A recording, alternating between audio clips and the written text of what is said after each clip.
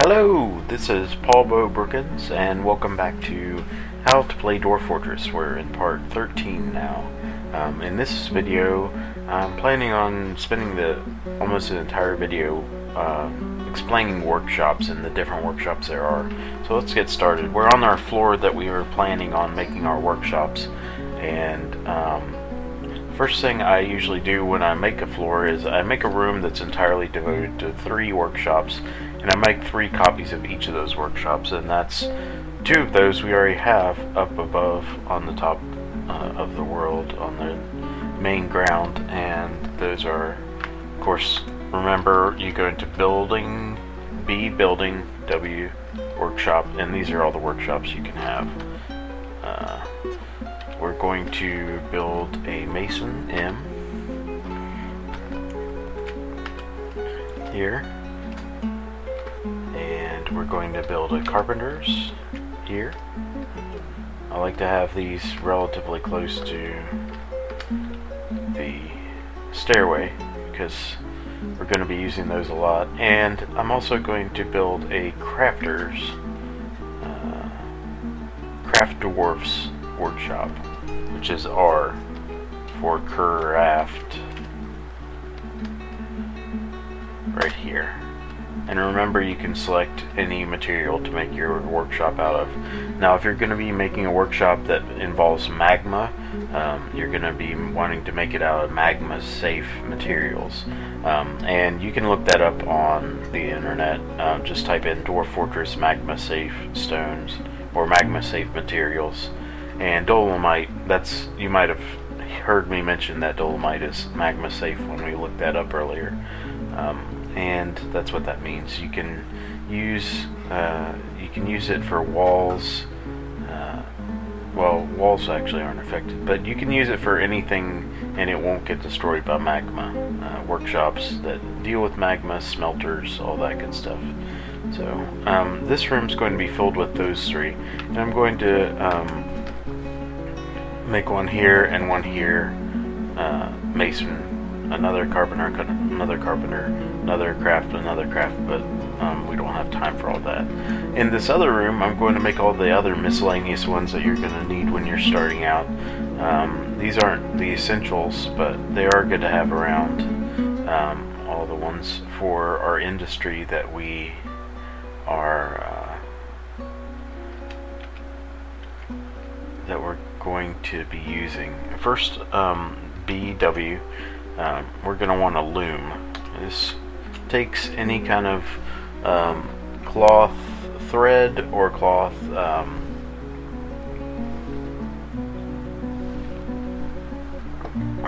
raw materials, and it turns it into cloth so that you can start a cloth industry. Starting in a recent patch of the game, the dwarfs aren't very happy unless they have clothing, so this is a more important part of the game than it used to be. So go ahead and put a loom, make it out of dolomite again, and along with the loom comes the clothier, person who makes the clothes shop. You can put that beside it.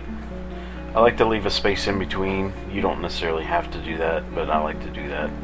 Obviously, you've seen me do that before. So we'll go ahead and make that here. And another one that is nice to have that's related to the cloth industry is the dyer's workshop. We won't necessarily need that right away, but we'll go ahead and build it. It basically takes any dye that you have, and it makes the cloth different colors. Not really any particular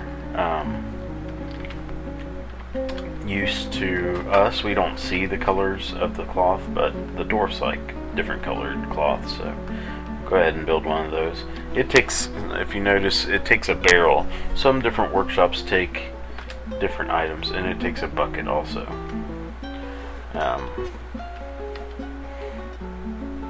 So some workshops you'll have to have other items on hand, and if you don't have those items, you won't be able to make that workshop.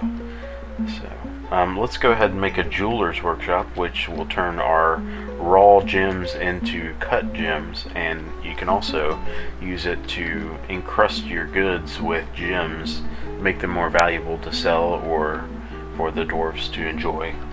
So we'll make that out of dolomite. And let's see, we will make a, what else do we have that we haven't made? Oh, let's make a leatherworks. That's E. That's where you make all your leather goods. And if you're going to have a military, which you almost have to have,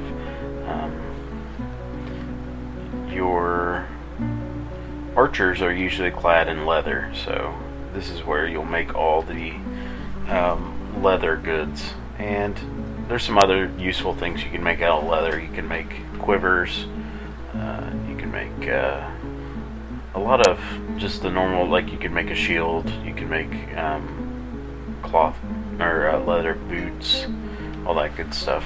We'll go through those later. And we're going to also make a ashery. Why? Oh, it needs blocks to make an ashery. See, this is what happens when you don't have something that you need to make a certain workshop. It won't let you do it at all. But at least it tells you what you need. You make blocks out of stone. You just do it in a masonry workshop. And we're going to make a soap maker's workshop also. We'll go ahead and make that. You need the ashery to be able to make soap. So it takes a bucket and a piece of rock. Soap, you have to use the fat taken from killed or dead animals and render it into tallow. And soap is actually lye plus tallow, and you make it in the soap maker's workshop. Lye is actually made in the ashery out of ash. So soap's one of the more complicated things to make in your fort, but it's really useful for injuries. You need to clean an injury or it has a pretty decent chance of infection and killing your dwarf. So I like to start off with the soap workshop. So that's all. Oh, and a mechanics workshop is pretty important. I should have probably mentioned that earlier, but we need to make mechanisms to make it's basically anything that moves in your fort. We're going to be using it for drawbridges in the first part, and traps in the first part of our fort. Drawbridges and traps are the most simple machines that you can make, and they're really useful to have for your fort defenses. So let's go ahead and we'll leave these two spots, one for an ashery and one for some other unnamed thing. And one thing I'm doing right now is I'm avoiding the metal industry. We're going to have I'm going to actually go ahead and dig out some space for that. We'll go ahead and make one more workshop area for the metal industry later, but I want to go over that in its own video. It's a whole complicated process in itself, so we'll leave it to its own thing. One thing I do want to cover though, let's go up to our food production industry, or food production area, and there's a couple workshops that we want to add to help with food production. Of course, we have our kitchen, we have our still, and we have our farmer's workshop. And I'm going to actually pause the video and dig out some more room over here so we can make some extra workshops. So hold on a second while I dig this out so you don't have to watch me dig. Okay, we're back. Our little dwarf guy just got finished with the last block here, and we'll go ahead and show you some extra farming workshops. And let's go ahead and do that now. Oop, I have not selected the game. BW, and we're going to want a butcher. Butchers take dead animals or live animals, and they chop them up into all the useful parts that we can use. So we place the butcher shop, make it out of dolomite. We also want a tanner, since we have a butcher, because it'll take the skin of the animal and it'll turn it into leather for our leather shop. I usually put that up here because it'll be right next to the animal corpse. We'll go ahead and place that. Another thing that we're going to need is a fishery. Fishery takes fish that are caught and turns them into food. Meat. Fish, obviously. Meat. And so those three workshops are going to be really useful in keeping up with your food industry. Because you can't just eat plump helmets all the time. You could, but it's good to have some meat in there too. And also, you know, anytime your hunter goes and hunts, he'll bring it to the butcher shop and they'll turn it into meat. It's all good to have these extra workshops. So now that we've built basically all the workshops except for the metalworking workshops that are useful at the beginning of the game. Let me see if I missed anything. No. I'll probably use a millstone up here in the food production area at one point, but we don't need to deal with that yet. Now that we have all these workshops, I'll go ahead and call it a video.